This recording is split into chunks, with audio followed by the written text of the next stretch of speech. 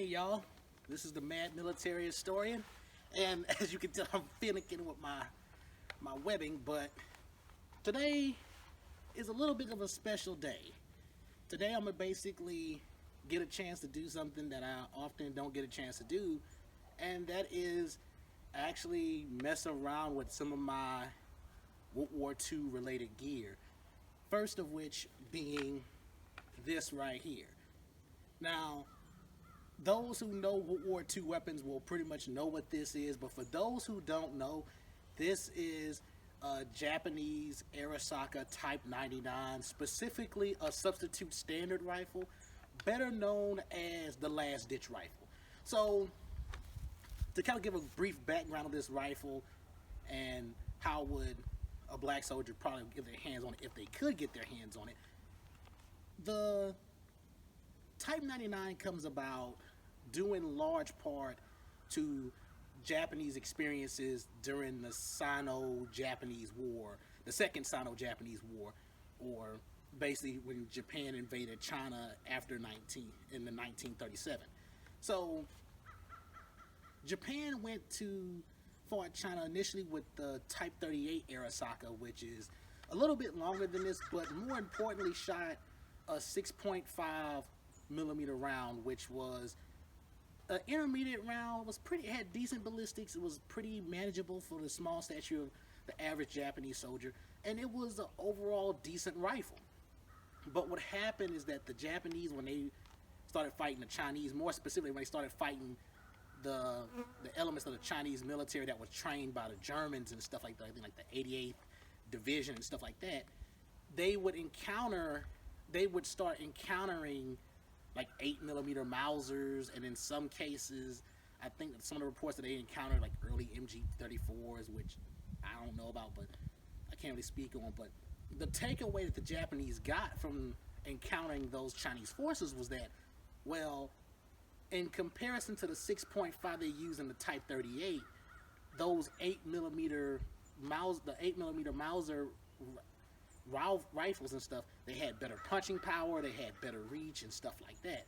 So Japan decided to say, well, our Type 38 is okay, it's pretty good, but it doesn't have the decent power, so how do we remedy that? Well, the idea they came up with is said, well, we have machine guns that shoot 7.7 by 58. Let's simply bore out our 6.5 Arisakas and bore them out, and let's see how well they function with the 7.7. And even though they found that the recoil was a little bit on the verge of being unmanageable for the average Japanese soldier, they saw that, okay, well, the 7.7 provided the decent ballistics and the punching power that they wanted. So that ultimately would manifest into the Type 99 rifle, or basically in normal years terms, the 1939 rifle. So how did this specific variation, the one I'm holding right now, the substitute standard, come about? Well, by 1943, Japan was pretty much on the losing side of World War II. They were starting to become more defensive, and resources were becoming thin, because after all, Japan is an island nation. They are an island nation. They don't have any natural resources. So, and that's part of the reason why they did their imperialism, was to basically try to acquire more natural resources. So, even though they was running out of natural resources, they still had to supply their military. So the solution was, well, you take the Arisaka and you simplify it. Okay, like, so I wish I had my hands on one of the earlier versions of the Arisaka, but what they would do, they say, okay, well, the early Arisaka 99s, they had a full-length wood handguard that went all the way out here, and they had, okay, let's cut that. They had metal right here to protect the front sight. Okay, delete that. They had a gradient sight right here. Well, you're not really engaging not that far out, so let's just replace it with a peep sight. Dust cover, no, you don't need that no more. They had a monopod, oh, you don't need that no more. So they just start slowly deleting stuff from the rifle itself, and to try to make it easier to produce. Like the early Arisakas, they had a nice chrysanthemum on the safety. These are gone now. So a lot of stuff that were like basically beauty aspects of the rifle, they kind of cut down on, simplified it, and made this. And ultimately, as the war dragged on, the quality pretty much got basically worse. So it went from, okay, like the last one, for example, instead of this one, but it has the holes for stop for a sling. The last ones had just rope. They literally just drilled a hole in the stock and basically tied a rope around it, just use it as a sling. So, but ultimately, how effective were these rifles? Arguably speaking, the Arisaka family and even some of the last ditch rifles were some of the best battle rifles created in World War II. Of course, excluding the M1 Garand, of course. But the reason why you can make that point is because, okay, when you look at this rifle, it's very streamlined. It's not that hard to take apart. It does its job pretty effectively, and like especially with some of the earlier substitute centers, like with just this peep sight, you can easily acquire a target and just start shooting off rounds. Now, of course, the downside is that by the time they started doing this and streamlining the rifle, M1 Garand pretty much showed that, well, semi-automatic rifles and later full automatic rifles are the way to go. They enhance maneuver warfare. With a bolt action rifle, you really can't do that much maneuver warfare. And so Arisakas in general kind of have a negative stereotype that kind of comes about them, and that's primarily because of incidences involving training rifles, where people would acquire training rifles and load actual rounds and they'll explode, and they'll say, oh, Japanese rifles ain't crap. But even these late model Arisakas, even these like substitute standard rifles, they actually have a pretty decent tolerance for a pretty decent tolerance. Like in fact, like their chambers were made to be really robust and stuff like that. So these are pretty robust rifles, and of course they use a Mauser type action, albeit an older Mauser, not like the Mauser that is used on the Springfield 03, but they use a slightly older version of the Mauser action. But like this rifle is overall straightforward and a simple rifle. So now to the more important question. Well, how would a black soldier like myself, if I'm in the Pacific Theater, how would I acquire a rifle like this? Well, first things first, when it comes to black soldiers in the Pacific Theater, there was only a handful of combat elements that were deployed to the Pacific Theater, namely the 93rd Infantry Division, the 24th Infantry Regiment, and then in the case of the Marines, you had the 51st and the 52nd Defense Battalions. Now, of course, you had other services like engineering regiments, engineer aviation battalions, and in the case of the Marine Corps, depot supply and ammunition companies that were also deployed to the Pacific as well.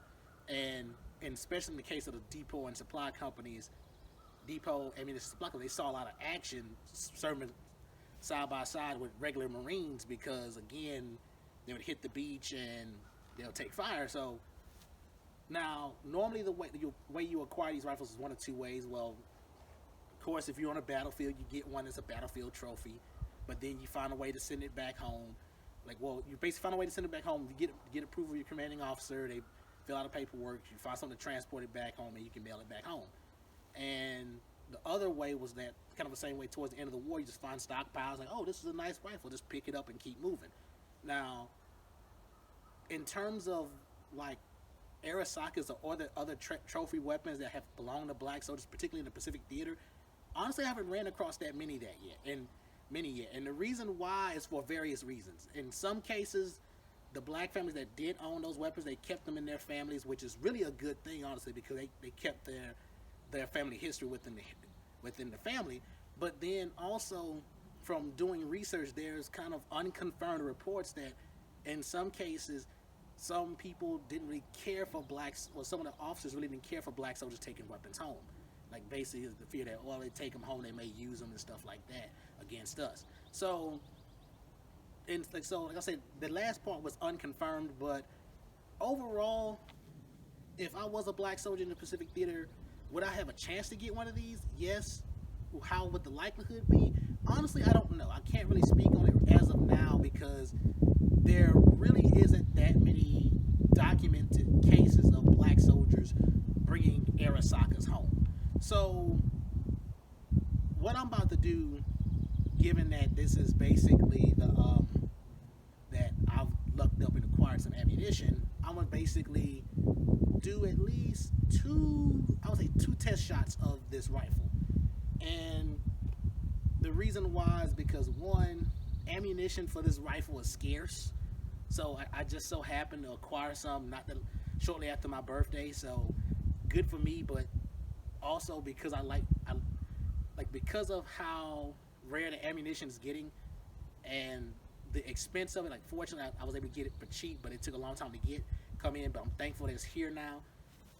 I'll pretty much just kind of shoot this on special occasion. So, and I guess this would count for a special occasion. So what I'll do, I'll take out my stripper clip, which again, these were fed by stripper clip.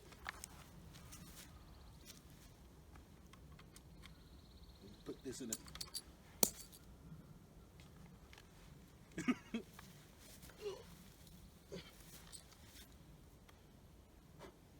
should be okay.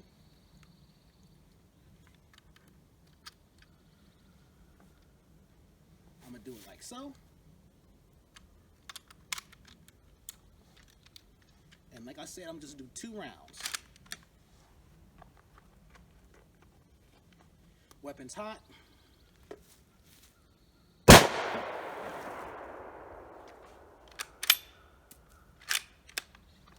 One more.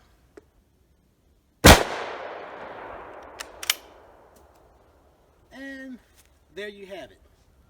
Japanese Arisaka fishing rifle. A little tinnitus because, again, this is a 7.7 round. This is, for those who know rifles, those who kind of got a general idea of this, this is equivalent to a British 303. I'm sorry to laugh, y'all. It's just so loud. Man, I am not used to shooting this no more, but, well, I want to take time to thank y'all. Of course, don't worry. The rifle, even though the ammunition is live, to be extra safe. To be extra safe, take the bolt out, and now I don't have to worry about basically nothing happening. So, but nevertheless, I want to take time to thank y'all for watching this short clip, and I'll see y'all next time.